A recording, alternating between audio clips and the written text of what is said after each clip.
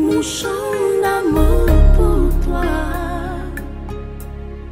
Oh papa, c'est de te louer au profond de Bonjour chers téléspectateurs de LTDE, la télé des disciples. Bienvenue dans votre émission Les Voix du Cœur.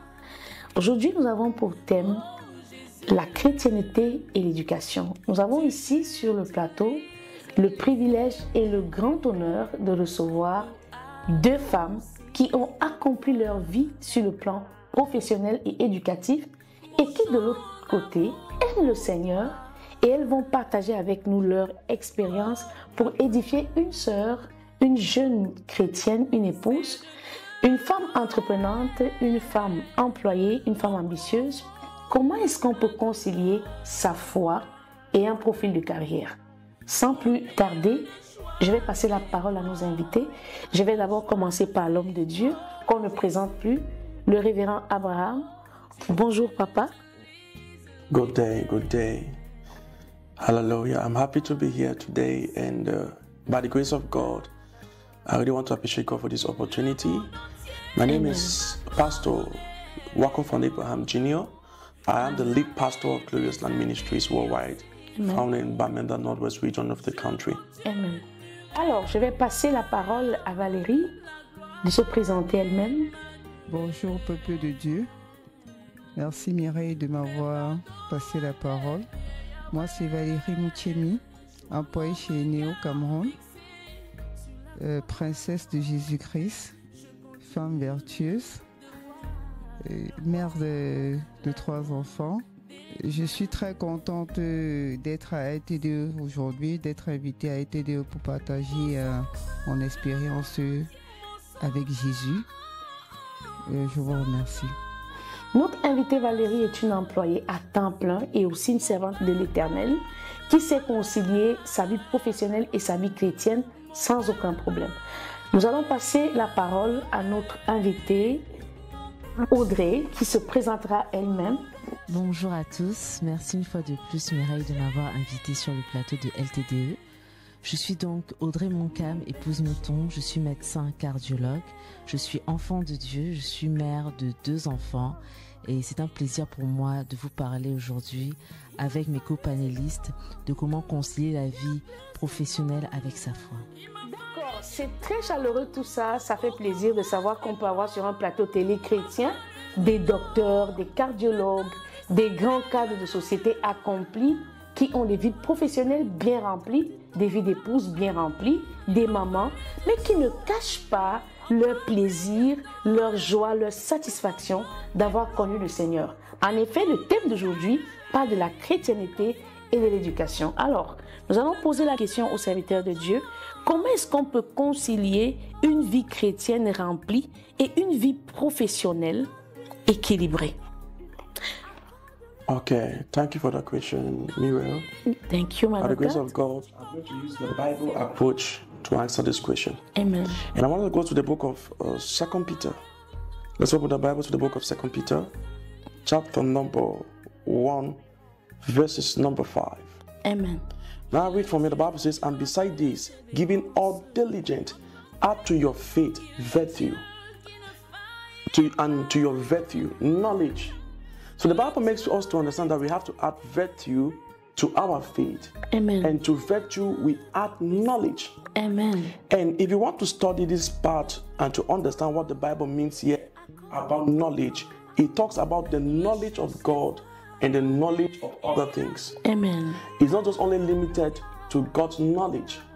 Now, one of the problems that the church faces is they don't know how to balance the knowledge of God with maybe the other forms of knowledge. Amen. Like school and other forms of knowledge. Amen. And if we read, we go to the book of 1 Timothy 6:20. The Bible says, "O Timothy, keep that which is committed to thy trust, avoiding profound and vain babbling and opposition of science, falsely so called." And the Bible tells Peter or tells Timothy when Paul was writing to Timothy, he told Timothy not to oppose science. Amen. not to stand against right knowledge. Amen. Our knowledge of God does not cancel the other principles we have. Amen. We have what we call physical principles, and we have spiritual principles. Amen.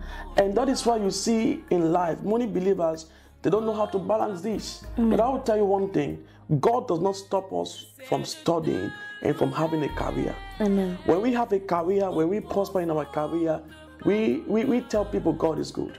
Amen. The Bible says children of God are always the head and not the tail. It means we have to dominate. We have to be the head in all the domain of life. It means if we are doctors like our able sister, Amen. you dominate in the medical field. Amen. If you work at Enyo as our sister, you're dominating in the field of Enyo. If you're a pastor like me, we dominate.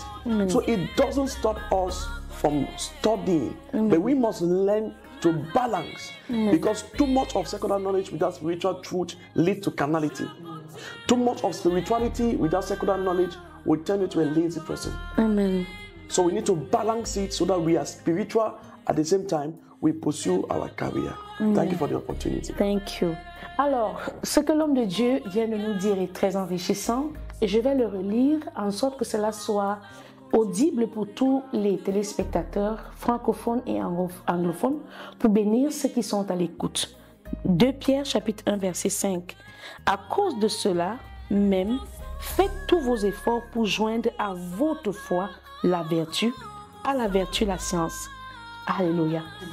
Alors, le thème de ce jour nous parle de comment concilier la vie professionnelle et la vie chrétienne. Dans ce pas, je m'avais posé la question à notre deuxième panéliste. Permettez-moi de faire le détour dans Genèse chapitre 1 au verset 26 que nous lisons au nom du Seigneur Jésus-Christ. Puis Dieu dit, faisons l'homme à notre image, selon notre ressemblance, et qu'il domine sur les poissons de la mer, sur les oiseaux du ciel, sur le bétail, sur toute la terre et sur tous les reptiles qui rampent sur la terre. Dieu créa l'homme à son image et il le créa à l'image de Dieu. Il créa l'homme et la femme. Dieu les bénit et Dieu leur dit, soyez féconds, multipliez, remplissez la terre et assujettissez. Et dominez sur les poissons de la mer, sur les oiseaux du ciel et sur tout animal qui se meut sur la terre. À la lecture de ce verset biblique, on peut voir que la volonté de Dieu, c'est que nous dominons. Pas seulement dans un secteur, mais sur toute la création. Comment allons-nous donc dominer si nous sommes uniquement élevés sur le plan intellectuel sans l'être sur le plan spirituel? Je vais poser la question à notre deuxième invité, le docteur Audrey. Comment concilier une vie chrétienne remplie et une vie professionnelle équilibrée? Merci Mireille pour la question. Nous pouvons voir dans la Bible que des personnes comme Daniel, des personnes comme Néhémie et d'autres comme Joseph étaient élevés en dignité dans leur carrière et aussi au niveau de leur foi. Ils ont pu déjouer des plans de l'ennemi face à des rivalités, face à des persécutions, parce que justement c'était des personnes de foi. Donc quel que soit le niveau où on est sur le plan professionnel dans notre carrière, tôt ou tard on sera confronté à des obstacles pour passer à l'étape suivante, ainsi de suite. Même si on n'a rien fait, je veux dire, ces personnes n'avaient absolument rien fait. C'est humain, absolument. Mais comment les surmonter sainement et en triompher? Il faut avoir la foi, il faut avoir une vie, il faut connaître Jésus, il faut donner sa vie à Jésus, il faut être rempli du Saint-Esprit et partager, avoir une vie de consécration. On voit que Daniel priait 3 fois par jour. Qu'est-ce qui lui donnait ce courage alors que le roi lui-même avait dit de ne pas prier, de juste élever, d'adorer le roi seulement, d'adorer, voilà. Comment il a fait? C'est parce qu'il était rempli, il avait les stratégies, savait d'avance ce qui allait se passer, il était rempli de foi, même quand il était dans la fosse au lion.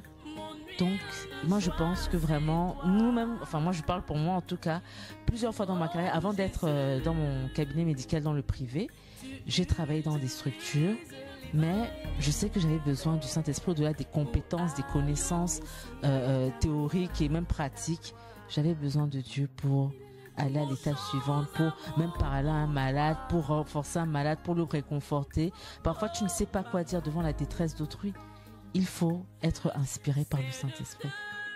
Déjà, merci pour votre intervention et aussi, vous avez touché un pan de la parole qui est très édifiant au niveau de la réussite sociale. Parce qu'on voit que Daniel était un satrape. Et lorsqu'on parle de satrape, on parlait des personnes qui étaient intelligentes et qui avaient une certaine intelligence. Ça veut dire que Daniel avait une carrière professionnelle accomplie. Sauf qu'au milieu des satrapes, il ne faisait pas la différence avec ses diplômes. Il ne faisait pas la différence avec son talent. Il fallait qu'au-delà du talent, il ait une force, une autre forme de vertu, comme a dit l'homme de Dieu, une autre forme de vertu qui s'ajoute à sa science. Et cette vertu-là lui venait du Saint-Esprit. Je vais poser la question aussi à notre sœur Valérie. Comment penses-tu concilier ta vie chrétienne en tant que cadre à Eneo, une vie remplie professionnellement et aussi une vie équilibrée spirituellement? Merci Mireille de m'avoir passé la parole. Moi, je pense qu'aujourd'hui, nous avons compris que le monde est entièrement spirituel.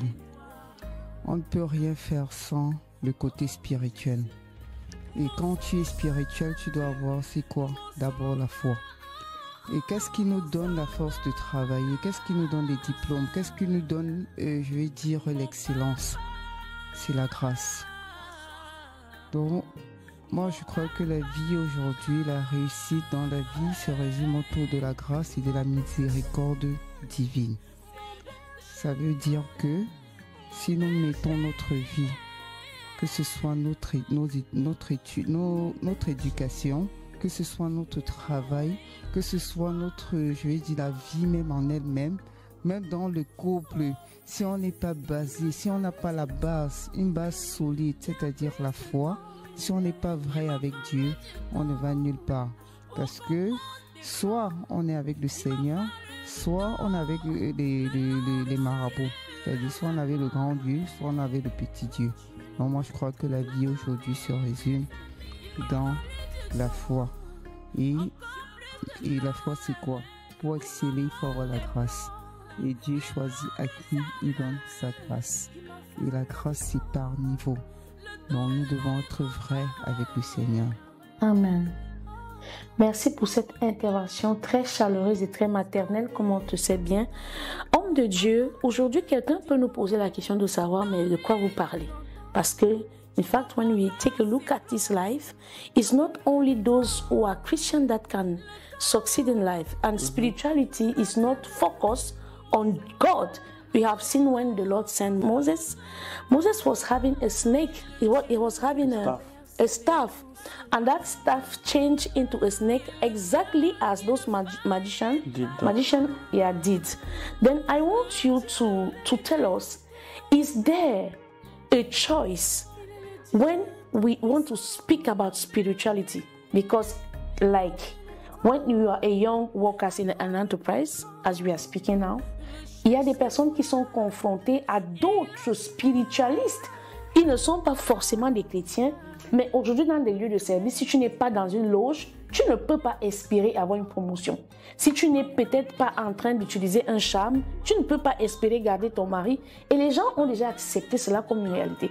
Est-ce qu'on peut dire que la spiritualité que Dieu propose n'est pas la seule à résoudre les problèmes des hommes? Okay, Miriam, thank you for that question. And the first thing that I want to make people to understand is that you can still prosper without God. Amen. As simple as that. Because if it was not true, unbelievers will not do well. Amen. A man can still prosper without God. So believers, what we need to understand is that God is our advantage. Amen. The Lord is our advantage. We don't serve God to prosper. We serve God to move to eternity. Amen. If prosperity is our focus, we are not different from the people that go to the native doctor. Amen. Our focus is salvation first. Amen. He came to die for our salvation. Amen. So we can be, reunited with the Father. We can have a relationship with God. Amen. Then we can call God now Father. Amen. There are three levels of Christianity. So the level of people calling God.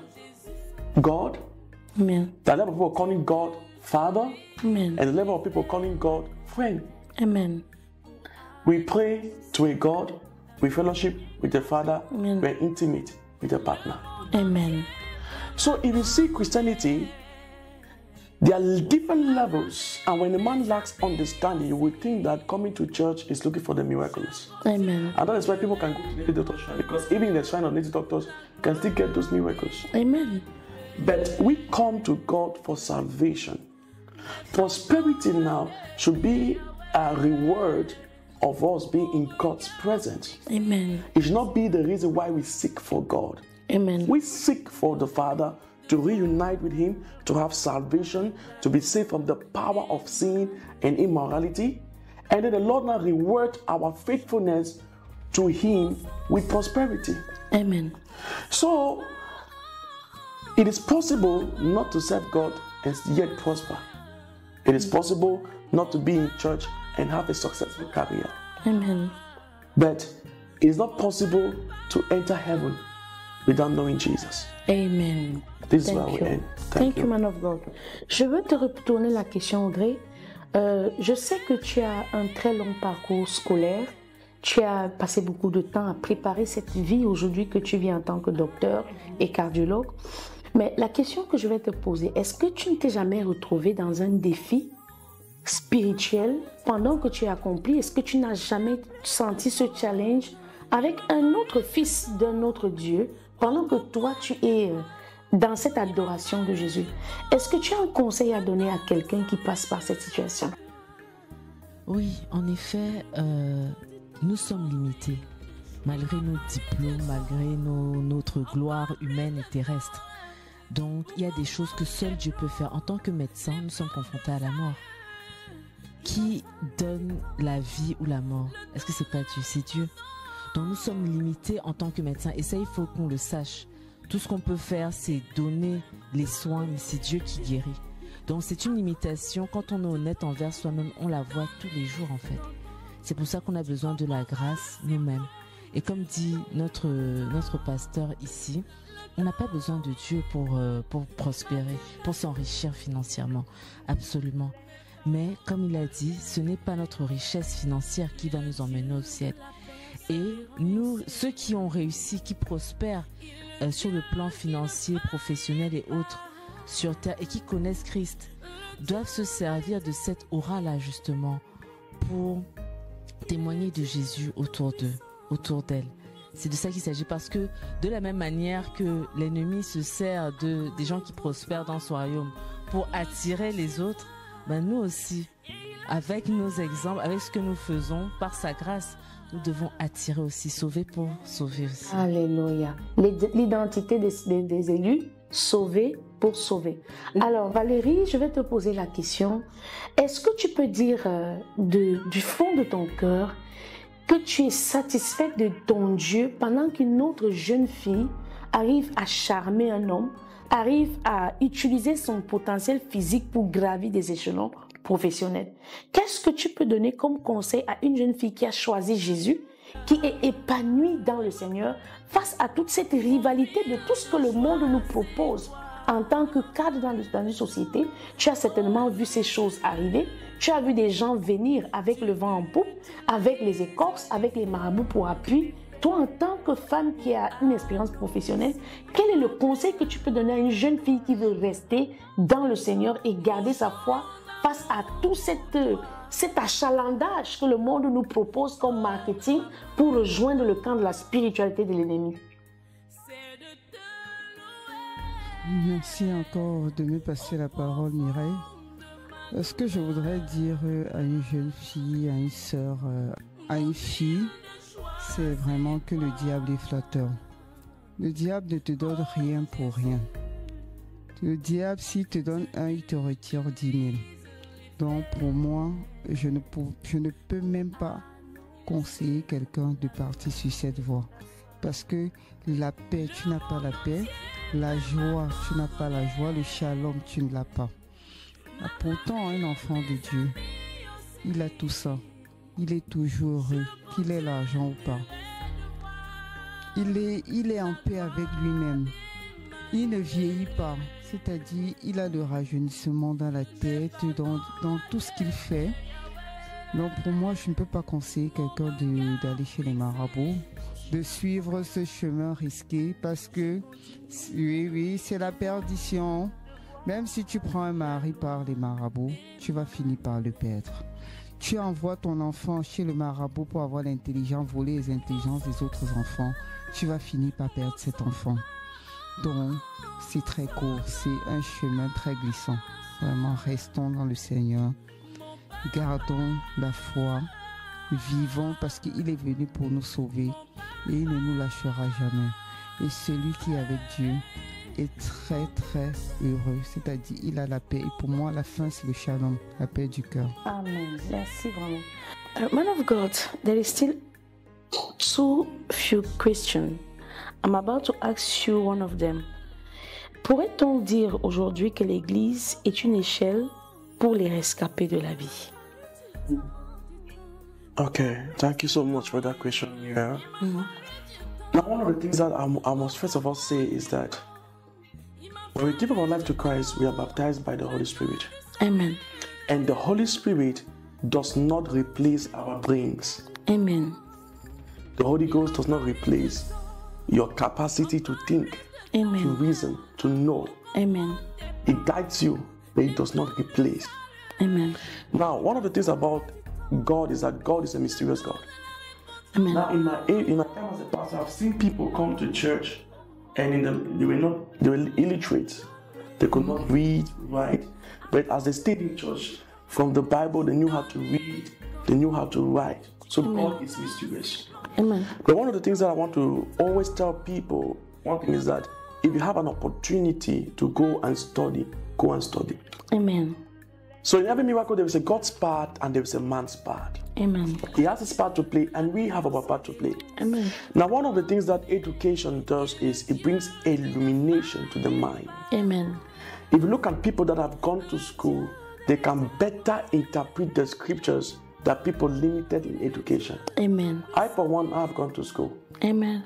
And one of the things I've seen as a pastor is that the more you grow or you go to school, you are learned, the easier it is to interpret the scriptures. Amen. But one of the things is just to write, you need to learn how to write. Amen. To read, you need to learn how to read. Even your Bible, if you must be able to read your Bible, you must learn how to read. So there's a place of the education Amen. in the body of Christ. And if we have the opportunity to learn, please learn. Even if you don't have the opportunity, please look for a way and learn. It opens your mind. It makes you think faster, makes you think well, and make you think constructively. Amen. Thank you. Amen. Alors, je vais poser la question à notre second panéliste. Peut-on dire, Audrey, que l'Église est une échelle ou une échappatoire pour les rescapés de la vie? Merci Mireille pour la question. Alors, je dirais que l'Église, en fait, est là pour consolider des hommes et des femmes. C'est-à-dire que des personnes qui ont reçu une certaine éducation de la vie pour tout mettre à la lumière de Dieu, pour qu'il soit meilleur, pour qu'il soit excellent. C'est de ça qu'il s'agit en fait. Donc ce n'est pas un refuge pour des personnes entre guillemets broke. Non. Parce que même si vous avez le message de Christ, sachez que ce message n'est pas pour qu'il reste à l'église, c'est pour qu'il aille dans des sphères d'influence. Là où vous avez de l'influence. Donc vous, là où vous êtes médecin, vous êtes infirmier, vous êtes chauffeur, vous êtes instituteur. Il y a des endroits où votre pasteur ne pourra pas aller. Mais c'est là où vous vous tenez, vous pouvez témoigner en fait. Donc c'est de ça qu'il s'agit. Donc l'église en fait, elle équipe des personnes qui ont déjà reçu une éducation pour aller influencer dans leur impacter, dominer, assujettir absolument. Absolument, c'est ça. J'aimerais aussi continuer dans la même lancée en te posant la question. Est-ce que tu penses que le fait pour quelqu'un de se lever tout le temps et aller à l'église et se dire ok, Jésus donne, Jésus fait, est-ce que se réfugier à l'église et dans la prière et se concentrer sur la parole suffit pour bien gagner sa vie? Non, évidemment que non. Ça ne suffit pas. Je pense que notre Dieu est un Dieu d'équilibre. On voit que tous les hommes de Dieu avaient une fonction en dehors de l'église. Même Jésus était charpentier. Donc, c'est pour dire que vraiment, si le Fils de Dieu lui-même... Oui, voilà, exactement. Donc, chacun d'entre eux, Simon-Pierre était pêcheur. Donc, chacun avait un métier. Oui, Absolument.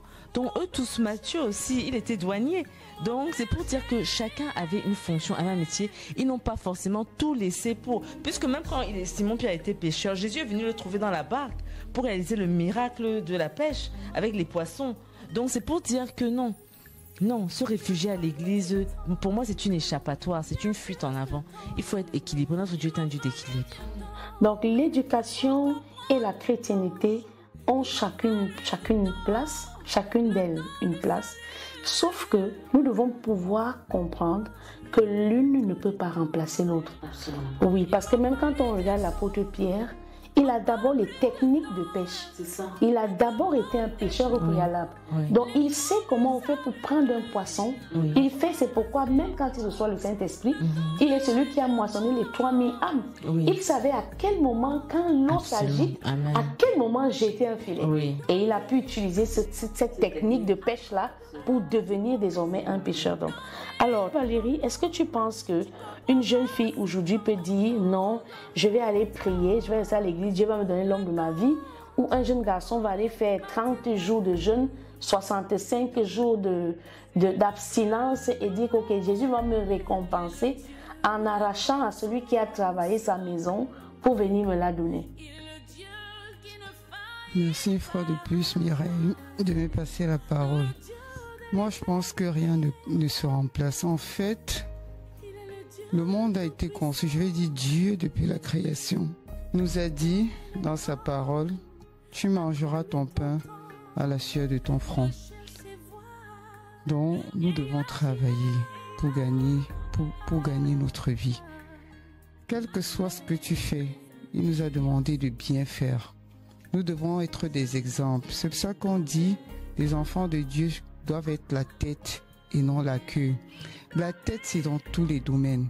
Si tu balais, tu dois être la tête, tu balais bien. Si tu es en classe, tu dois bien étudier. Donc tout ce qui va t'accompagner dans la première place, c'est la grâce. Et c'est pour cela que tu dois prier. C'est pour cela que tu dois te sanctifier. C'est pour ça que tu dois jeûner de temps en temps pour te sanctifier, pour plaire à Dieu. Mais Dieu n'a pas demandé de rester et de ne pas travailler. Dieu a dit, tu travailles. Dans la Bible, tout le monde travaille. Tout le monde a travaillé. Jésus a travaillé, Joseph a travaillé. Donc, moi, je crois qu'il faut travailler pour gagner sa vie. Il faut travailler pour plaire à Dieu. Il faut travailler pour être enfant de Dieu même. Parce que pour plaire, oui, Dieu a travaillé pour créer. Il nous donne la première place, mais il nous demande de travailler. Il nous accompagne. Sa grâce nous accompagne. Sa miséricorde nous accompagne.